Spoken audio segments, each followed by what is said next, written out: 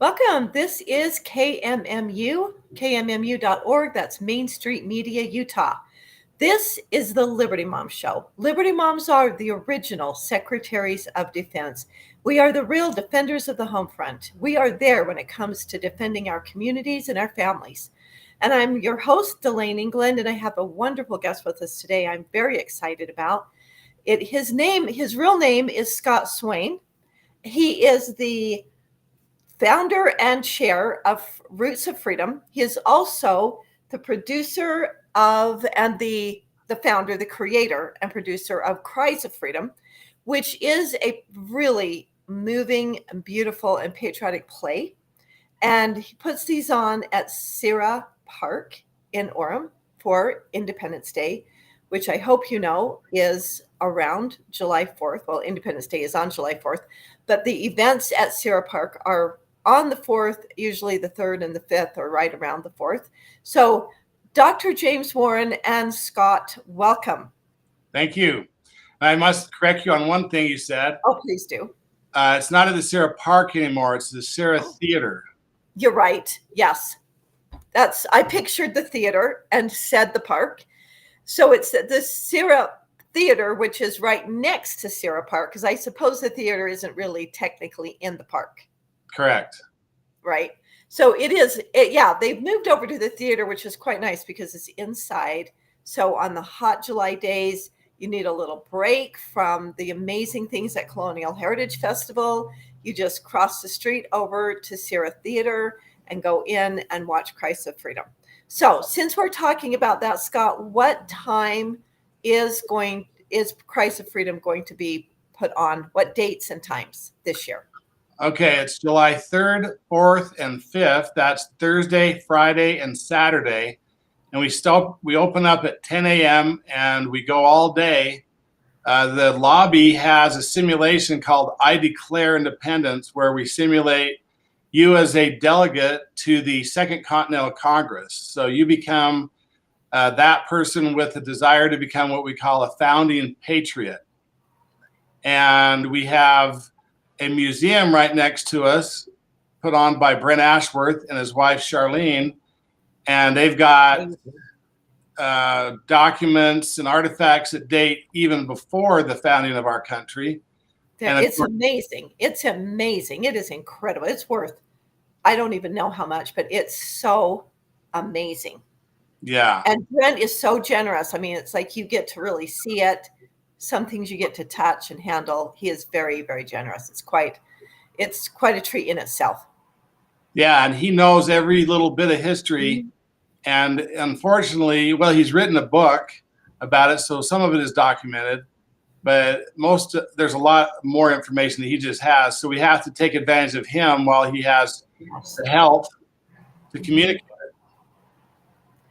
That's wise counsel, Scott. That's wise counsel. While Brent is available and he's here and he is spending his time, go hear from him. Yes. Yes. So then our musical called Cries of Freedom, it's about an hour and 15 minutes, maybe a little less. We do that every day at 1, 4, and 7 p.m. And on Thursday at 2:30, we have a swearing in ceremony of 20 immigrants. We call them citizen candidates. Citizen candidates. Yeah. Citizen candidates. So, and they take the oath of citizenship and then they speak a little bit, those that want to. And it's quite nice. It's very moving. You know, those people really appreciate America so much more oftentimes than those who have had America handed to them on a silver platter. Yeah. So it is very moving. It's very beautiful. It's fun to hear from them, why they wanted to immigrate, what they've done to earn their citizenship. In fact, all the other years we've done a simulation called Milestones of Freedom, which simulates Ellis Island and going through Ellis Island, becoming a citizen, under the premise that we're all under the oath of citizenship, but none of us have taken it. So we put everyone that goes through it under the oath of citizenship, and they have to do a bunch of things. They have to agree to 10 milestones, and they watch a few videos and whatnot. But Because in America, you're only a true American if you agree with the philosophies that we have. You can be any color of skin, any background. You got to be able to be willing to obey our laws. You got to know what they are. Understand our principles and agree to the principles. Yeah. That's what makes you an American, is that these are things that we all agree on. We have lots of things we disagree on, but these founding principles we agree on because they are what make America. And they're what make us Americans. Yes. So that's what we're doing. And since this is, of course, the 250th anniversary of our country, then we're celebrating the events surrounding our Declaration of Independence. And there's a lot of them, not just the Declaration. So we have a keepsake they get at the end of our simulation that has a declaration on the front with our state seal and the America 250 logo. And on the back, it's got a list of all of the events that happened from March of 1775 to August of 1776. Actually, yeah, till August of 1776, because they didn't actually sign the Declaration until the 2nd of August, because they had to engross the document, meaning they had to calligraphy it. That was an official document, and then they all came back, and they didn't even sign it all then. They didn't get finished signing it till January 1777. Some held off, I think, until we beat the Hessians at Trenton and then at Princeton, because they're like, I don't know, this looks iffy. And they knew when they signed that document, Yeah. they were committing not treason, but high treason. Yeah. And they wanted, they kind of were counting they weren't all in yet. They weren't all in.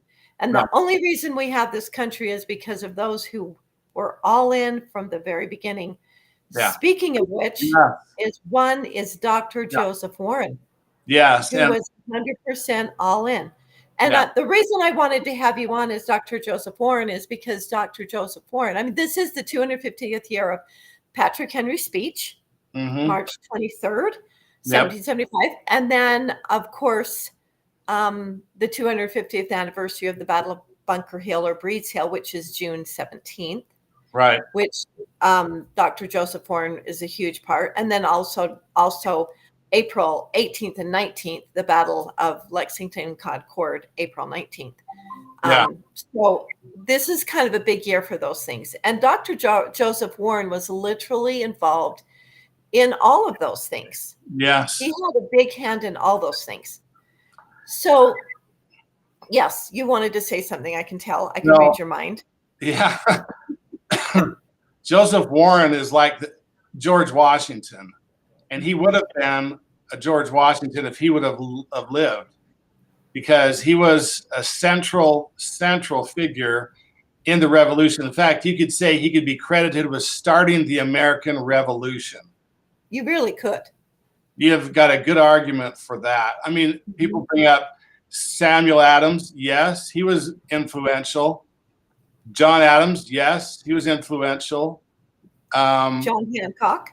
John Hancock. Paul Revere. Very influential. All influential, but I think personally, Joseph Warren exceeded them all. I would have to agree with you 100%. I think history documents that well. And if you go back and use original sources, you will find that Dr. Warren is really the one who got them involved and was so committed. Yes. He was what I call the original pot stirrer. Like he was stirring the pot.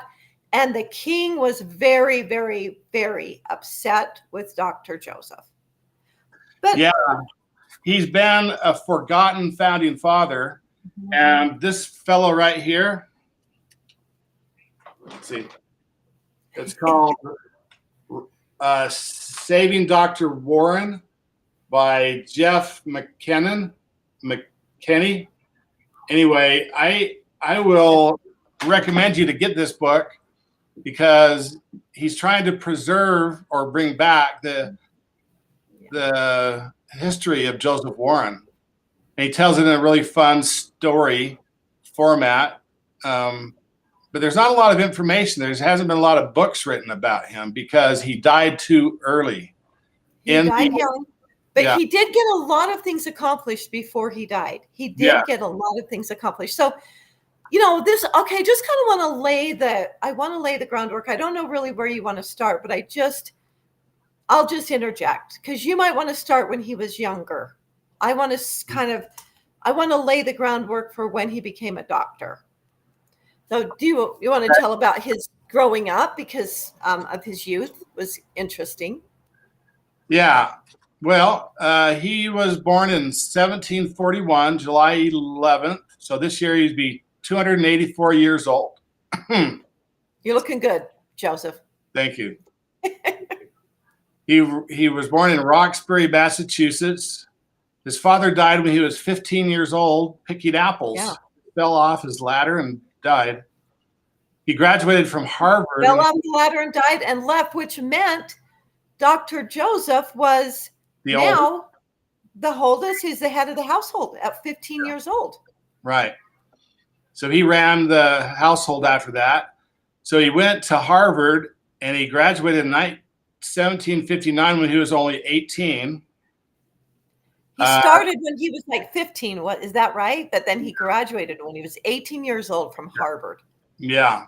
When it actually used to mean something to graduate from Harvard. Yeah. That is a whole nother issue, isn't it? Yes, it is. He taught for 1 year at the Roxbury Latin School and got his master's degree in 1763. And then he married an 18-year-old heiress named Elizabeth Houghton that year. And they had 4 children between that year and the time that he passed away. And then he was engaged when he died to another woman. Her name was Mercy Scole. But he became a doctor. Do you want to talk about that? Well, I just want to say, yes, here is a man graduated from Harvard, becomes the head of his household as a kid, graduates from Harvard. He becomes not just a doctor, but he becomes a very, very highly respected doctor. He trained other doctors in the Massachusetts area how to be doctors. He's very, very well respected. And yet, what mattered to him more than anything? What was the number one important thing in his life? His family, yes, his children. He did not want them to grow up in bondage. What did he care about? His freedom. His freedom and theirs. And theirs.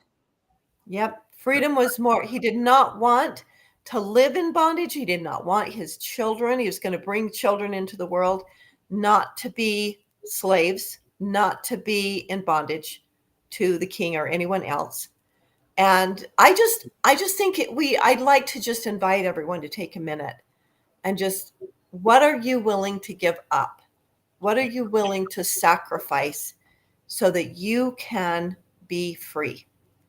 Yeah. Well, I think the reason he was so influential and why people followed him so much is because he was willing to give up everything and everyone knew it. And not only that, he gave up a lot because he could have lived very well, very comfortably, but he chose to live very uncomfortably because the country was being oppressed, and they were going to continue oppressing the country. And because of that, he left his money, his wealth. We see that example today in President Trump. He's done the same, but he was a very fearless man. And so do you want me to start going through how he got involved in the whole freedom movement? Yes, because I just think about when you're highly respected, you have a lot to lose. He had a nice lifestyle. He was a very successful man and very respected. And then people don't like to take risks with their reputation and their wealth. That's as right. a rule. That's right. So in 1765, they passed the Stamp Act. And right after that, they started the Sons of Liberty. And he was one of the founding members of that with Samuel Adams and John Hancock and Paul Revere. Paul Revere was probably his best friend. Mhm. And so he joined that, and he started to become active. He started to write articles in the Boston Gazette under the pseudonym A True Patriot. And these were very incendiary articles. He was stirring the pot.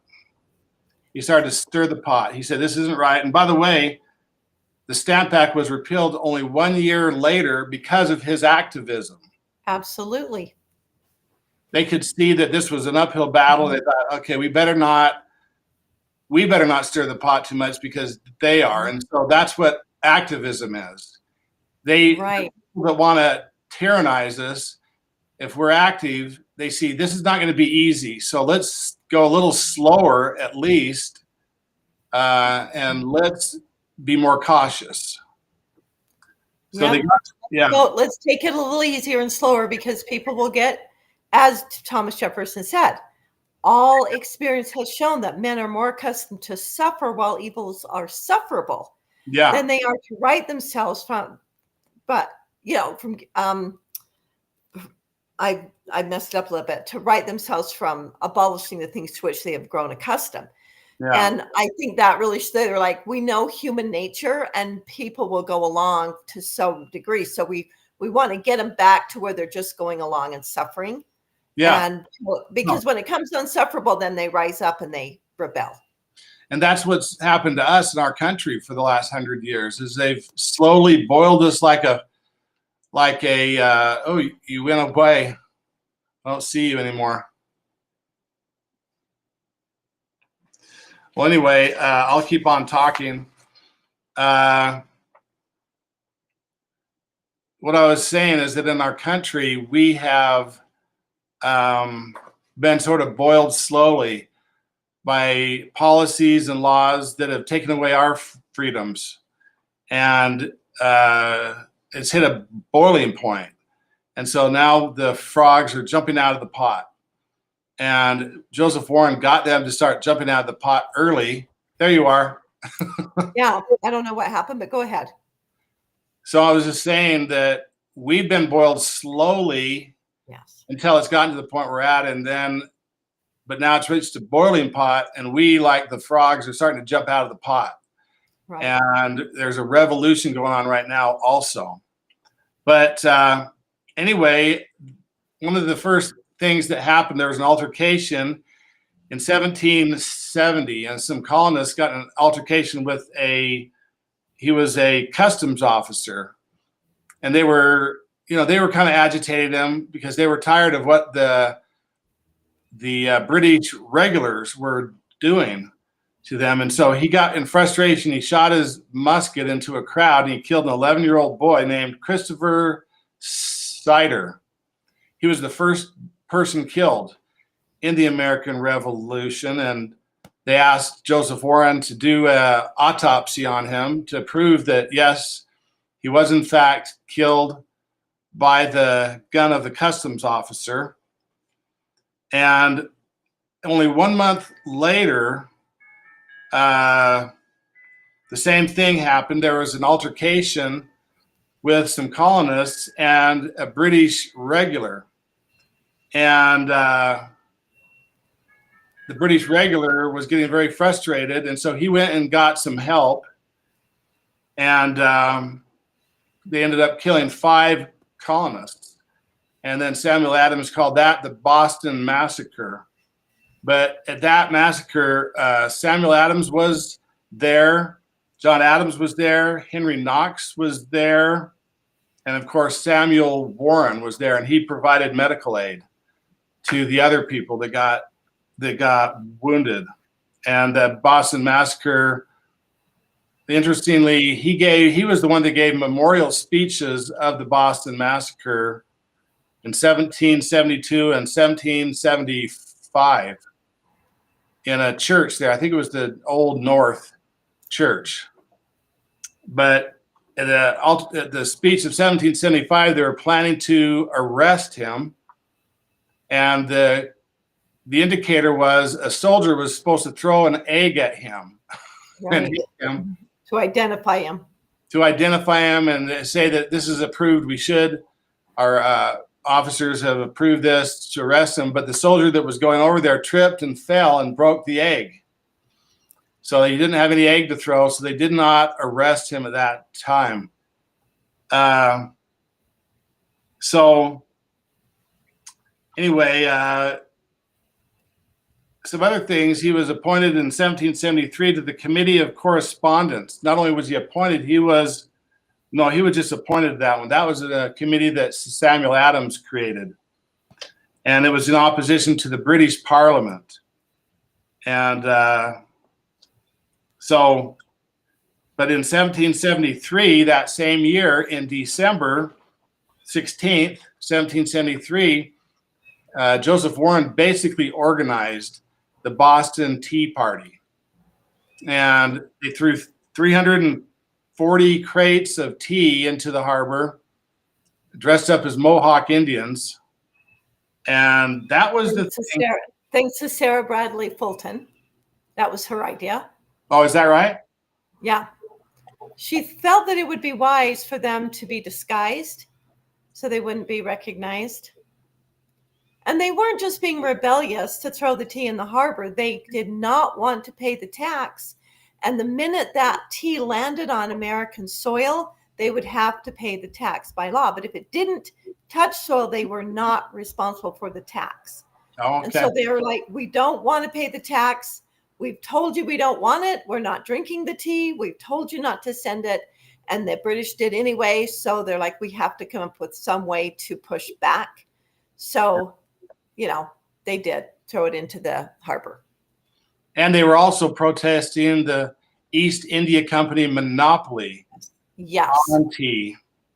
And they just said, we don't have enough rights. We need to be able to have a competitive market. And the tax really wasn't that high. It was a principle. They were actually protesting the principle. Totally. They had marked down the tea and put a very small price of tax on it. They would have paid actually a little bit less than they had been paying, but they said it's the principle. And Absolutely. I thought that was pretty awesome. That's what I love is that it was not about the amount. It wasn't about the money.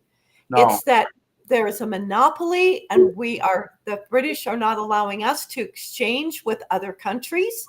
Mm-hmm. We want free trade. We want it to be fair and free. That's right. Yes. It's all about the principle. They stood up to the principle. They stopped drinking their favorite thing. They said, we will go without. We will not self-indulge. We will go without something we really like because we care about the principle more than we like our tea. So, yes. Because these people were British, so they loved their tea. Yeah. So, yes, they did. So the very next year, we got, because of that, in 1774, we got the coercive acts. That's what they called them. We called them something else. Intolerable acts. And the intolerable acts were intolerable for several reasons. They closed the British port. They replaced the Massachusetts government with an appointed government, of course, that just answered to the king. They let British officers that were charged with capital offenses to be tried in another colony or in England. And they permitted the requisition of unoccupied buildings to house British troops. So that was intolerable. And it was intolerable. Yeah, we have to remember that the revolution started in Boston. That's really where it all happened. Yeah. And Joseph Warren was the key person in Boston, and that's really why he started it. Basically, I mean, he didn't start on his own, but he was the key figure behind it. He would say the British started it and that he started the rebellion against it. That's because better. He would have said, and I'd say most of the colonists that were patriots, they're like, we tried for 11 years to reconcile with the king. Right. We did not want a war. We did not want, it wasn't our idea to separate. It's that we could not get anywhere. We tried reconciliation. We extended the olive branch numerous times. Yeah. And the king mostly and his lords were not having it. and they would not allow the thing too is you have to remember in context, the colonists had lived very free for many years. The king had just left them alone, and they lived in freedom until the French and Indian War. And even after that, they did, until the king realized, I spent all my money on wars and I got to get some money. I'm going to try to bleed it out of the colonists. So they knew what freedom was. They had lived it, they experienced it, and they loved it. And they knew what it meant to have the tyranny come and start to impede on their freedoms. Well, maybe put a little different way, he didn't start it, but his intolerance fueled it. Yeah, right. He started the rebellion, no doubt. He started the rebellion. He started the push against it. In fact, I wouldn't be surprised if Joseph Warren came up with that term, the intolerable acts. Wouldn't be surprised, yeah. Could have been him. So that year, he was appointed as the chairman of the Committee on Safety. There's a very, very important committee. It was to root out those not loyal to the cause of American independence, to find out who were the ones standing on the edge. You know, right. It's like what President Trump calls rhinos. Right. People that were not really committed to the cause. Right. But then also to help to prepare the colonists for possible war. So he was also made that same year the president of the Massachusetts Provincial Congress. So that means it was just a Congress that was temporary. It wasn't a totally official, but they were acting as though it was. That same year, 1774 is a big year. He actually drafted the Suffolk Resolves that was a complete boycott on all British goods. They boycotted everything coming in. A lot of times, I'm sorry to keep bringing this forward to our time, but it's like the tariffs. Yeah, we can do without a few things now and then. And they did it without a lot of things during this British boycott. He also, in it, he responded with a non-compliance with the appointed Massachusetts government and a cessation of taxes paid to the British government. So the Suffolk Resolves, written in 1774, actually was, there was a lot of communities that wrote resolves, but Joseph Warren's was the one accepted because it was well drafted. It was well written, very succinct. Articulate and succinct. Yep. So that encouraged the First Continental Congress to actually organize with delegates of 12 of the 13 colonies to meet in Philadelphia. And as they were meeting there, Paul Revere took a copy of the Suffolk Resolves and presented them to the Congress, which they immediately adopted. And they incorporated a lot of that in their own set of resolves that outlined colonist grievances, asserted their rights, formed a continental association, formed a boycott, sent a petition to the king, outlined those, and made plans to reconvene in May under the Second Continental Congress. So anyway, so he really got the first Continental Congress to happen, I would say. I agree. Now, he was at that First Continental Congress too, I assume. I didn't even, but I would just assume, yes.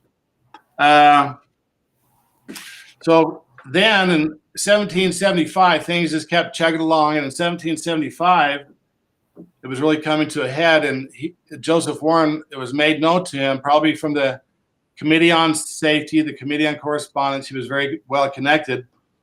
Found out that the British were going to march on Concord and that they were going to try and take prisoner John Hancock and Samuel Adams. They knew where they were hiding at the time in Lexington.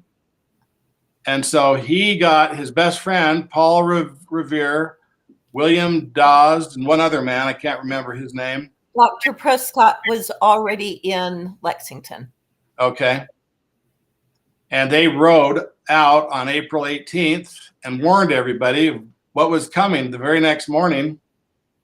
And of course, Joseph Warren was there in Concord to meet them, and he fought there.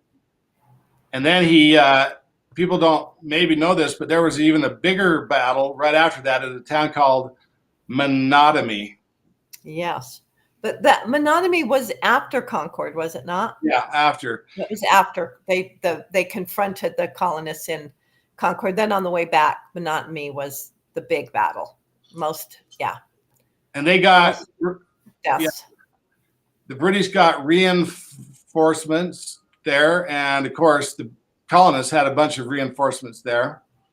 There's a big battle, and Joseph Warren got his hairpin shot off of his wig. So he came away without a scratch, but he was always right on the very front of every battle. That was just who he was. Anyway, after we repulsed them and sent them back to Boston, of course, then America put Boston under siege because Britain was there, and we wanted to cut off their supplies if we could and isolate them because they wanted to get back their town. I mean, they basically took over Boston. Mm-hmm. And that's what led to the Battle of Bunker Hill. But before that, the Second Continental Congress met on May 10th. And this, by the way, this is very interesting. I didn't know this, but the Second Continental Congress stayed in session until we got the Articles of Confederation in 1781. And so they were our government. They were sort of our de facto government at that time. And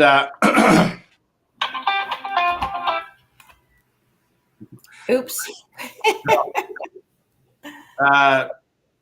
So we, the generals, Joseph Warren was made a major general at that time. Well, he was made a major general on the 14th of June.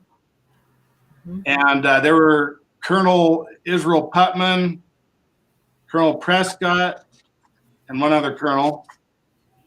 But they decided that they needed to take command of a hill there to start to try to take back their town. And so they looked at Breed's Hill and Bunker Hill, and they were commanded to set up their fighting there on Bunker Hill.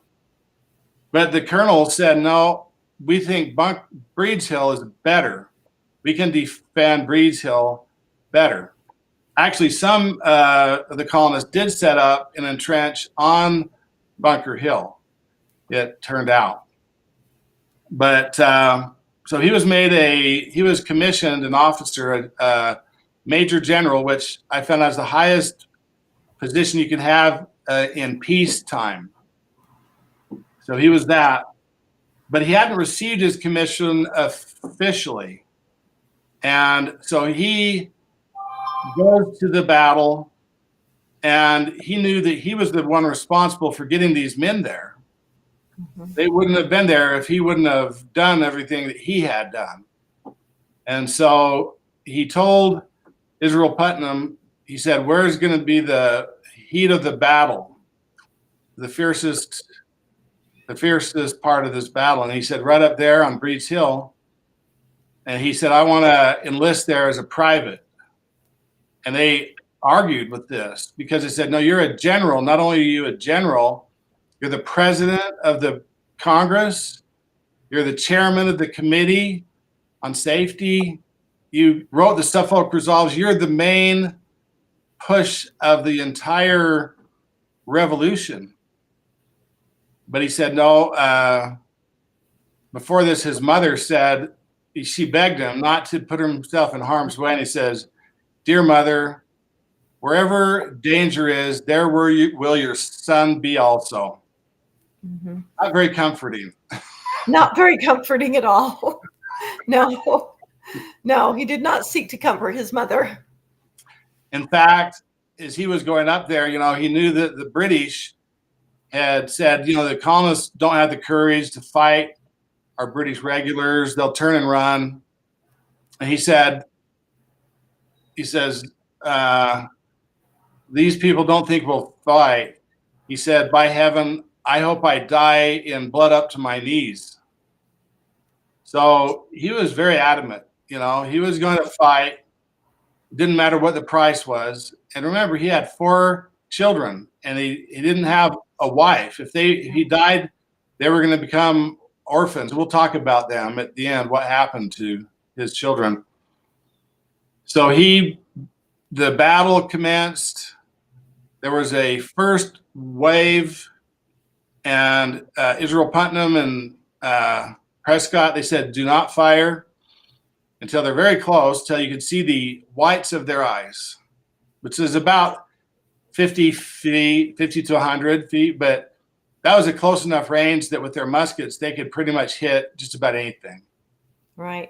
They didn't have a lot of extra ammo. They knew ammo was sparse, and they needed to be accurate. And muskets aren't that accurate anyway. And then when you're trying to shoot at a moving object, right. And I can imagine, like, personally, I love shooting, but I've never shot a person or shot at a person. But it's fun to shoot a gun. But muskets aren't that accurate. And then when you're in the heat of battle, yeah, I just can't imagine how your heart is racing and pumping, and it's hard to, be calm. And so I think it was very wise. They did the redoubts. They really had prepared, and they had good protection. They'd only dug in, though, the night before. Yes. But they had dug it out, and they had a good redoubt set up.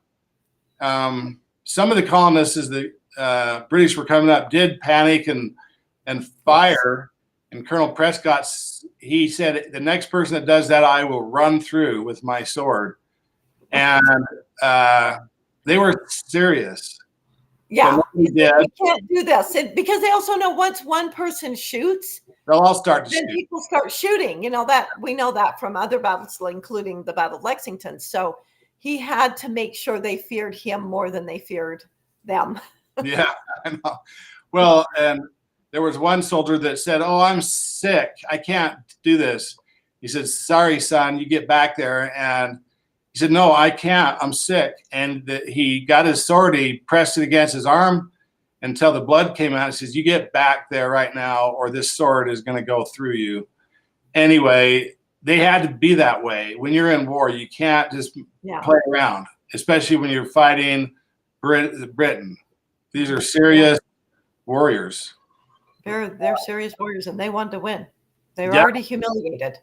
Yeah. So the first round of coming up the hill, they fired on him as a blithering defeat for the British. There were men everywhere, injured and killed.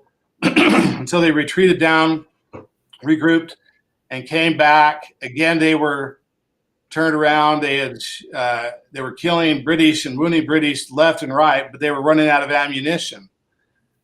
So at that time, they came back, and they did a little different approach the third time. And it was a little bit harder for them they weren't set up. They took off all their heavy equipment, and they flanked them or something. I can't remember, but there was no way. They didn't have enough ammunition. They ran out. The thing that really won the day was the British had bayonets.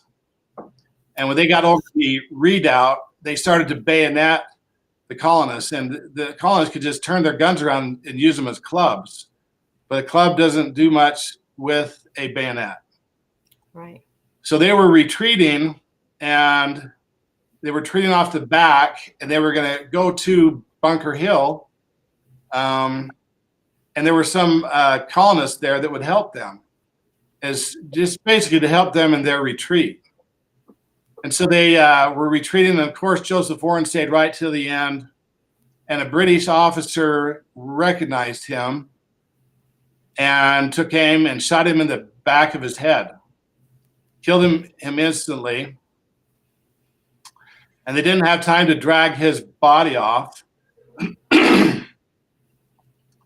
And the British desecrated his body. They all knew who he was. Mm-hmm. They thought he's the main force behind these renegades. So they desecrated his body. And they ended up burying him right off the hill with some other men. And he stayed there for about 10 months, actually, mm-hmm. until his brothers and Paul Revere went back. And they had to, the bodies were already partially decomposed, but he had some false teeth that Paul Revere knew about, and they could tell it was him. And so in fact, I'll just tell you what they did with the body. First, they buried it in the Granary Burying Ground. And then in 1825, it was moved to the St. Paul's Cathedral in Pittsburgh. And finally, in 1855, it was moved to the family's vault in Forest Hills Cemetery in Jamaica Plain, which is a neighborhood of Boston. And that's where he is currently. So even though their main man was killed, Joseph Warren, it was seen by the country as a martyr. He was a martyr for the cause. He was. And he was so well respected, and the colonists felt if he was willing to give his life, and he didn't have to. As a general, you don't have to. You can be at the back, mm-hmm. Shouting out orders, getting the men to turn around and fight. That's how most, generals were.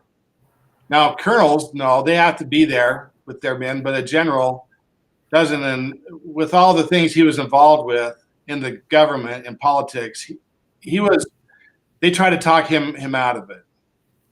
But no, he wouldn't have it. So anyway, he went down in history as, the first major martyr. His 4 children were staying with Abigail Adams at the time. And they were staying at the home of Quincy Adams, where Quincy Adams' home was there. And I think it was in Quincy. And they were able to watch it actually happen. And I'll tell you what happened to them. He had 4 children, Elizabeth, who was 10, Joseph, Mary, and Richard.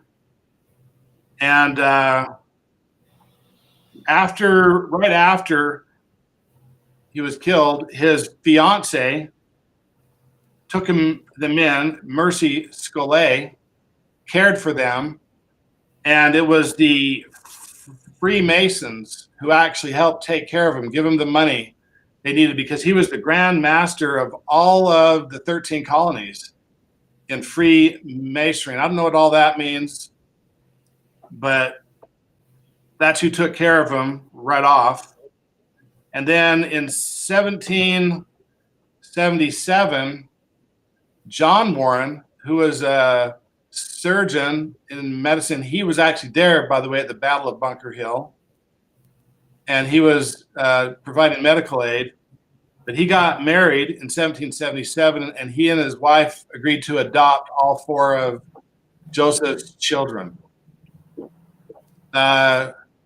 Interestingly, Benedict Arnold, he could see that the family had need, and so he provided $500 and the education of their oldest boy, Joseph. And then the Congress voted to provide the education for the youngest boy, Richard. Then finally in 1780, Samuel Adams argued the point that he should be getting some kind of a pension, because he hadn't up until then. But they agreed to it in 1780 to give him a pension, and they gave him a half pension of a major general from the day he died and up until then. And then the boys were able to get on their feet, get their education, get occupation. The girls were able to get married, and so they were, in the end, they were taken care of. But Joseph Warren, he has been largely forgotten because he didn't fulfill any permanent roles in the revolution. He didn't, but he was the instrument behind it to actually kick it off. And so we need to bring his name back to understand that, because studying his life, it helps us to know what to do in our own time when we're under tyranny and there's not an organized cause. Sometimes we have to take up our, for instance, there was, I don't know if this is a good instance, but these laborers were coming to cut out these trees at our church a couple of days ago, and they were to cut out all these shrubs. And I said, no, you're not. These trees have been here for 75 or 80 years, and the shrubs give me privacy. I live right next to the church. Mm-hmm. Right. So I stood there in front of them. I said, you're going to stop right now, and you're not going to cut those down, and we'll find out. We'll get the stake president, whoever, in to figure it out. But see, they would have cut those down, cut out the shrubs. The activist has to stand right up to the tyranny at the time of the tyranny until there can be something organized come along a little bit later. So sometimes we have to act on our own. And that's what Joseph Warren did. He acted on his own. He didn't wait for anything to be authorized. He organized the resistance from the first. And I think we need to keep that in mind. Sometimes we have to organize our own resistance. We can't wait for someone else to come along and organize it for us. Yeah, because who is responsible for our liberty? Who are the true guardians of our liberty? We kind of have this idea in our society now that that's the government's job.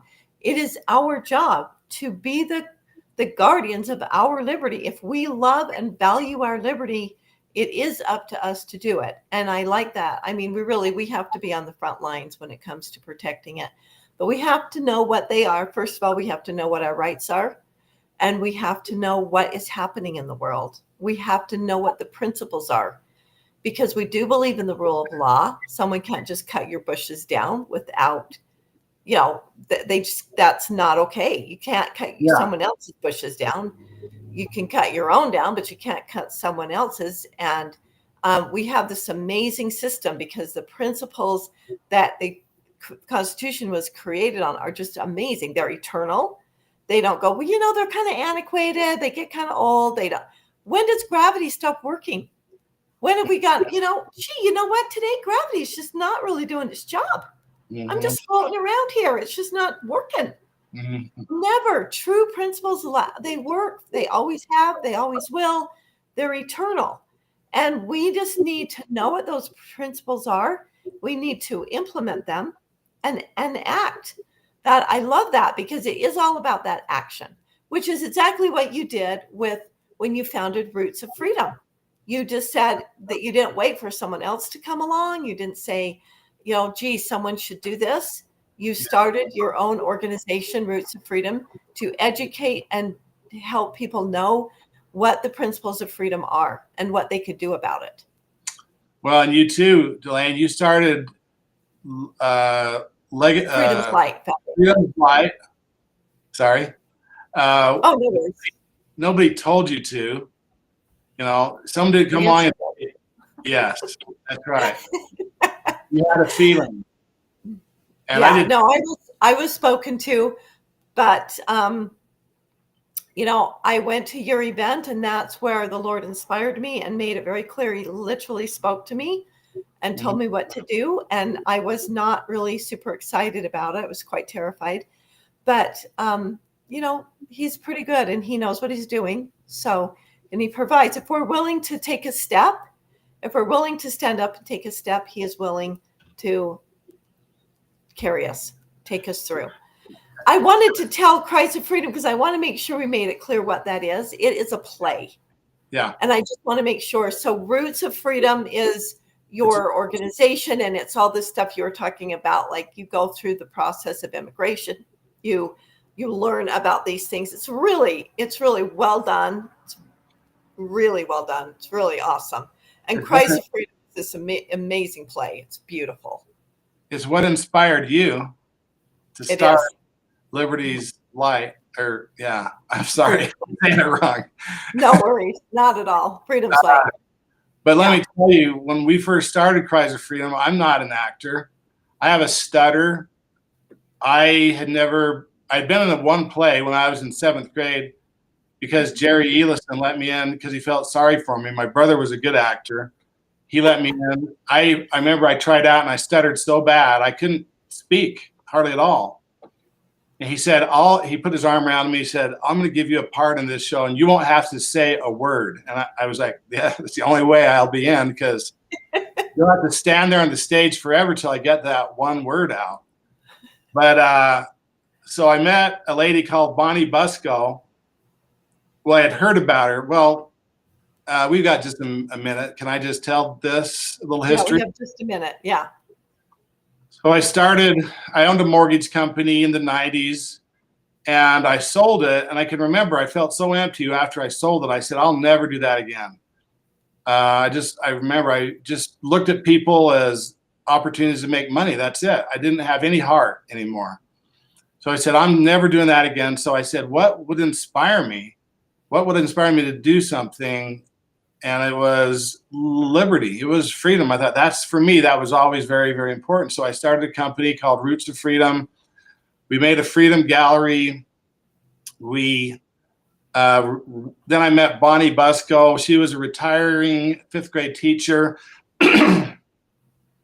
We wrote curriculum and we wrote simulations. And she said, you know what? I made musicals when I was an elementary school teacher. Why don't we make one?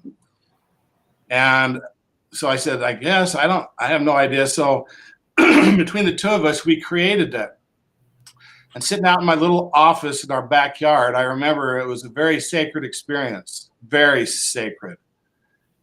And I would just tear up and she would, and we'd go, this is what we need to do. And we would know what songs to put in and everything about it. Anyway, the night before the show was to open, she was a perfectionist. So she was in my office saying, well, we got to change this. We got to change that.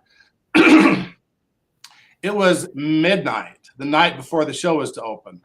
And finally I just said, I'm exhausted. I can't do this. We're going to do whatever I say now. And we're just going to finish this and go.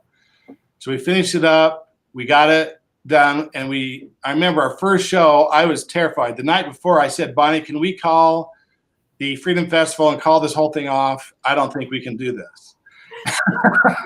This is the night before. No, we had everything set up, everything. And I said, I don't think we can do this. So I remember the first show,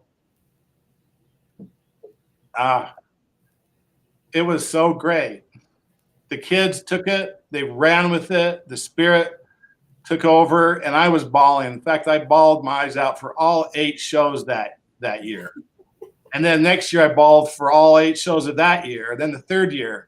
And then I remember in the 4th year there was a show or 2 I didn't cry in, but it was emotional for me. And then we found out that a lot of people come to that show, all 8 or 9 shows every year. And then we started to get people. In fact, there were people that said, I haven't missed one show ever. Wow, really? They've been to every show every year. And a lot of our cast came from the audience, the kids in the audience. And that's really where they always come from. We don't recruit normally experienced actors, but about 60% of our crew, our acting troupe every year, is from the previous years. And probably a good average is an average actor is in it for 3 years in a row. And then they go on missions, they graduate from high school, they get married. But we still have, people that are married that come back and they're in it. And we have, this year we've got 2 men that are 31 and they're very talented. Whoa, they're so talented. So you're going to love it this year as every year. But And then we honor the military at the end in a way that the military deserve to be honored for. They feel appreciated, and they are appreciated. The audience comes up and shakes their hand and tells them how much they appreciate them. And so the military love it. You know, when those military men came back from Vietnam, they were not appreciated. They were not. Oh my God. That would have been one thing, but they were literally dissed. They were treated horribly. Yeah, they would just line up.